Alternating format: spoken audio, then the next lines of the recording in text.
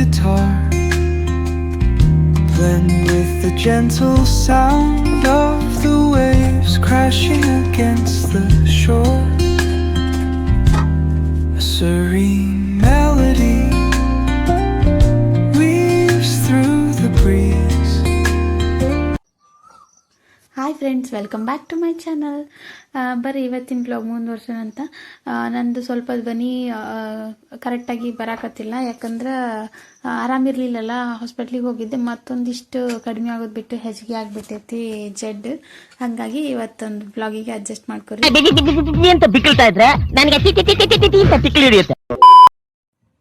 ಬರ್ರಿ ಯಾರ್ಯಾರು ಎದ್ದಾರ ಏನು ಮಾಡಕತ್ತಾರ ನೋಡೋಣಂತ. ಚಿಟ್ಟಿ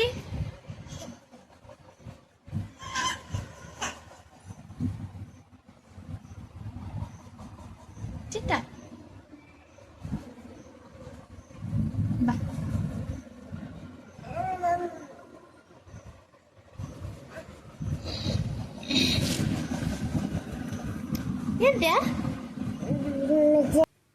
ಸ್ವಲ್ಪ ಬಟ್ಟೆ ಇದ್ದು ಅವನ್ನೆಲ್ಲ ಬೇಗನ ವಾಷಿಂಗ್ ಮೆಷಿನಿಗೆ ಹಾಕ್ಬೇಕಂತೇಳಿ ವಾಷಿಂಗ್ ಮೆಷಿನಿಗೆ ಹಾಕಾಕತ್ತೀನಿ.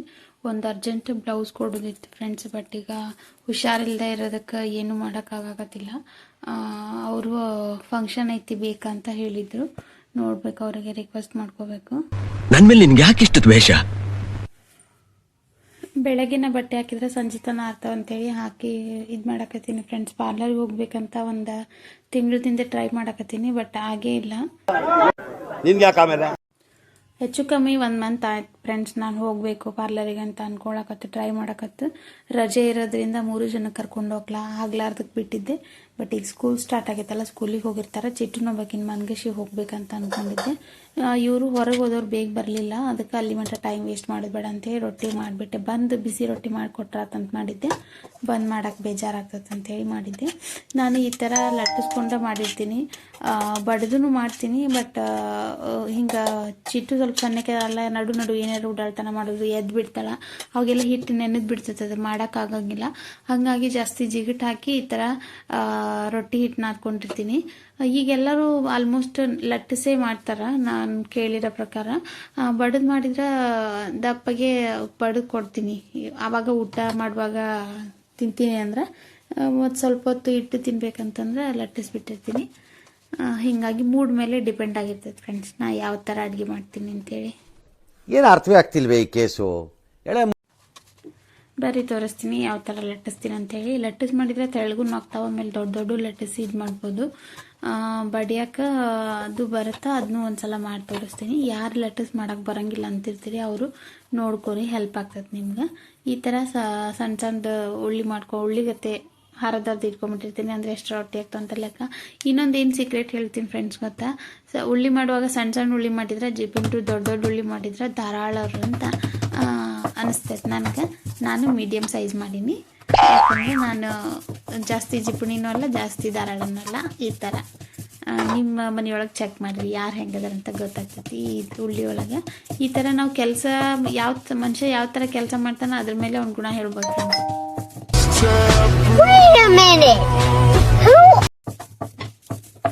ಸೊ ಈ ಥರ ದಂಡಿ ಜಾಸ್ತಿ ಲಟ್ಟಿಸ್ಕೊಬೇಕು. ಭಾಳಷ್ಟು ನಾವು ಒಣ ಹಿಟ್ಟು ಹಾಕಿದ್ವಿ ಅಂದ್ರೆ ಬರಲ್ಲ, ಸ್ವಲ್ಪ ಗಟ್ಟಿಯಾಗಿ ಇರಲಿ ಹಿಟ್ಟು, ಅಂದ್ರೆ ಲಟ್ಟಿಸ್ಕೊಂಡು ಬೇಯಿಸ್ಕೊಳಕ್ಕೆ ಈಸಿ ಆಗ್ತದೆ ಅಂತೇಳಿ ಅಂದ್ಕೊಂಡು.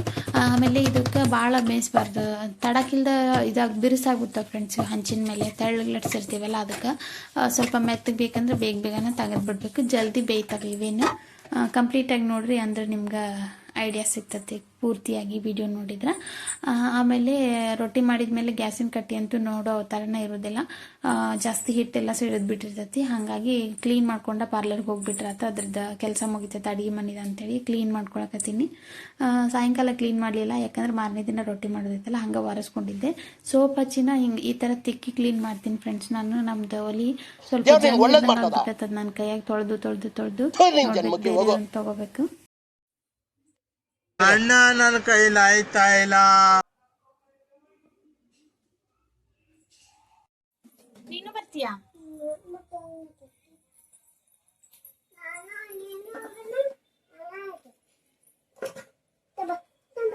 ತಡಿ ಪರ್ಸ್ನಾಗ ಇಟ್ಕೊಂಡು.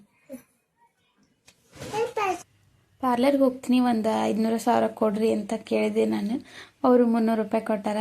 ಸೂಟ್ಕೇಸ್ ಹುಡುಕಿದೆ ಫ್ರೆಂಡ್ಸ್, ಸಿಗಲಿಲ್ಲ. ಅದಕ್ಕೆ ಮತ್ತೆ ಪರ್ಸ್ ಒಳಗೆ ಇಟ್ಕೊಂಡು ಹೊಂಟಿವಿ. ನಮ್ಮ ಹೊಟ್ಟೆ ಎಷ್ಟು ಉರ್ಸ್ತಾವ್ರೋ ಆ ಭಗವತ್ನ ನೋಡಿ. ಇನ್ನು 31 ಮಿನಿಟ್ಸ್ ಐತಿ ಫ್ರೆಂಡ್ಸ್, ಅಲ್ಲಿ ತನ ಅಂದರೆ ಹೋಗಿ ಬಂದುಬಿಡ್ತೀನಿ. ಭಾಳ ದೂರ ಆಗಂಗಿಲ್ಲ, 10 ನಿಮಿಷ ನಡ್ಕೊಂಡು ಹೋಗ್ಬೇಕಂದ್ರೆ ಮತ್ತೆ ಸ್ಕೂಟಿ ತೊಗೊಂಡು ಅಂಥೇಳಿ ಅಂದ್ಕೊಂಡು ಸ್ಕೂಟಿ ತೊಗೊಂಡು ಹೋದ್ವಿ ನಾನು ಚೋಟು. ಯಾಕಂದ್ರೆ ಮಳೆ ಸ್ವಲ್ಪ ಯಾವಾಗ ಬರ್ತೈತೆ ಹೇಳಕ್ಕೆ ಬರೋಂಗಿಲ್ಲ. ಹಾಗಾಗಿ ಲಿಪ್ಸ್ಟಿಕ್ ಮತ್ತೊಂದು ತೊಗೊಂಡು ಬಂದೆ, ಲಿಪ್ ಕಲರ್. ನಿಮ್ಮ ಆರೋಗ್ಯ ದೃಷ್ಟಿಯಿಂದನೂ ಹೋಗಿದ್ದು ಫ್ರೆಂಡ್ಸ್ ನಾನು ಪಾರ್ಲರಿಗೆ. ಅರ್ಥ ಆಯ್ತು ಅನ್ಸುತ್ತೆ. ಭಾಳ ದಿನ ಆಗಿತ್ತು ಎಲ್ಲರೂ ಕುಂತು ಊಟ ಮಾಡಿ. ಅತ್ತಿಯರು, ಮಾಮ ಮತ್ತು ಇವರು ಮತ್ತು ಹುಡುಗರು ಊಟ ಮಾಡಿದರು. ಆಮೇಲೆ ನಾನು ಊಟ ಮಾಡಿ ಸ್ವಲ್ಪ ಹೊತ್ತು ಮಲ್ಕೋಬೇಕಂಥೇಳಿ ಅಂದ್ಕೊಂಡೆ. ಆರಾಮ ಕಡಿಮೆನೂ ಆಗ್ಬಲ್ದು ಫ್ರೆಂಡ್ಸ್, ನನಗೆ ಏನು ಮಾಟ ಮಂತ್ರ ಪ್ರಯೋಗ ಆಗಿದೆ ಏನೋ ಗೊತ್ತಿಲ್ಲ. ಎಷ್ಟು ಆರಾಮಿಲ್ಲ ಅಂದರೂ ನಾವು ಎದ್ದು ಮಾಡಲೇಬೇಕು ಲೇಡೀಸ್. ಯಾಕಂದ್ರೆ ನಾವು ಒಬ್ಬರು ಮೊದಲ ಗಂಡ ಹೆಂಡತಿ ಇಬ್ಬರೇ ಇರ್ತಿದ್ವಿ. ನಮ್ಗೆ ಆರಾಮಿರಲಿಲ್ಲ ಅಂದ್ರೆ ರೆಸ್ಟ್ ತೊಗೊಂಡ್ಬಿಡ್ತಿದ್ವಿ. ಅವ್ರು ಹೊರಗೇನಾರು ತಿನ್ಕೊತಾರೆ ಬಿಡಂತ ಸುಮ್ಮನೆ ಆಗಿಬಿಡ್ತಿದ್ದೆ. ಬಟ್ ಈಗ 3 ಜನ ಅದಾರ ನನ್ನನ್ನು ನಂಬ್ಕೊಂಡು. ಹಂಗಾಗಿ ಎಷ್ಟು ಆರಾಮಿಲ್ಲ ಅಂದರೂ ಒಂದು ತಾಸು ರೆಸ್ಟ್ ತೊಗೊಂಡು ಮತ್ತು ಎದ್ದು ಬಿಡ್ತೀನಿ. ಯಾಕಂದ್ರೆ ನಾ ಮಲ್ಕೊಂಡೆ ಅಂದ್ರೆ ಅವ್ರಿಗೆ ಕೈ ಕಾಲು ಆಡೋದೇ ಇಲ್ಲ, ಅವ್ರು ಸಪ್ಪ ಕುಂತ್ಬಿಡ್ತಾರೆ. ಹಾಗಾಗಿ ಒಂದು ಡಿಸೈನ್ ಮಲ್ಟಿ ಕಲರ್ ಹಾಕಿದ್ದೆ. ನಾನು ನಿಮ್ಗೆ ಇನ್ನು ಹತ್ತಿರದಿಂದ ತೋರ್ಸಂಗಿಲ್ಲ, ಯಾಕಂದ್ರೆ ಪೂರ್ತಿ ಡಿಸೈನ್ ಆದಾಗ ನಿಮ್ಗೆ ಇಂಟ್ರೆಸ್ಟ್ ಬರೋಂಗಿಲ್ಲ ನೋಡೋಕ್ಕೆ. ಅದಕ್ಕೆ ದೂರದಿಂದ ತೋರ್ಸಾಕತ್ತೀನಿ. ಇದು ಸ್ವಲ್ಪ ಡಿಸೈನ್ ಆದಮೇಲೆ ಈ ಥರ ಕಟ್ಟಿಂಗ್ ಮಾಡ್ಕೋಬೇಕು ಫ್ರೆಂಡ್ಸ್. ಇದು ಸ್ಟೋನ್ ಗೀನೆಲ್ಲ ನಾನು ಬೆಳಗ್ಗೆನ ಹಚ್ತೀನಿ, ಅಂದರೆ ನಿಮ್ಗೆ ವಿಡಿಯೋ ಒಳಗೆ ಕ್ಲಿಯರಾಗಿ ಕಾಣಿಸ್ತೈತಿ. ಆಮೇಲೆ ಈಗ ಮಕ್ಕಳು ನೇಚರ್ ಅದಾರಲ್ಲ, ಅವರು ಇದ್ದಾಗ ನಾನು ಜಾಸ್ತಿ ಡಿಸೈನ್ದು ತೊಗೊಂಡು ಕುಂದ್ರಂಗಿಲ್ಲ. ಯಾಕಂದ್ರೆ ಏನಾರ ಮಾಡಿಬಿಡ್ತಾರೆ ಅವರು. ಹಾಗಾಗಿ ಇವ್ರು ಸ್ಕೂಲಿಗೆ ಹೋದಾಗ ಮಾಡಿರ್ತೀನಿ. ಇದನ್ನು ನಾಳೆ ಬೆಳಗ್ಗೆ ಸ್ಟೋನ್ ಹಚ್ಕೊಡ್ಬೇಕು ಅವ್ರಿಗೆ. ಇದು ಕೊರಿಯರ್ ಮಾಡೋದು ಆ್ಯಕ್ಚುಲಿ. ಮತ್ತೇನು ಹೇಳಬೇಕಂದ್ರೆ ನೆನಪಾಗಕತ್ತಿಲ್ಲ. ಹಾಂ, ಯಾವ ರೀತಿ ಎಂಬ್ರಾಯ್ಡ್ರಿ ಹಾಕ್ಸಿದ್ರೆ ನಿಮಗೆಲ್ಲ ಸೀರೆಗೂ ಮ್ಯಾಚ್ ಆಗ್ತದೆ ಅಂತ ಹೇಳಿ ನಾಳಿನ ವಿಡಿಯೋ ಒಳಗೆ ಹೇಳ್ತೀನಿ. ಸೊ ಇವತ್ತಿಗೆ ಈ ವಿಡಿಯೋ ಇಲ್ಲಿಗೆ ಮುಗಿಸ್ತೀನಿ.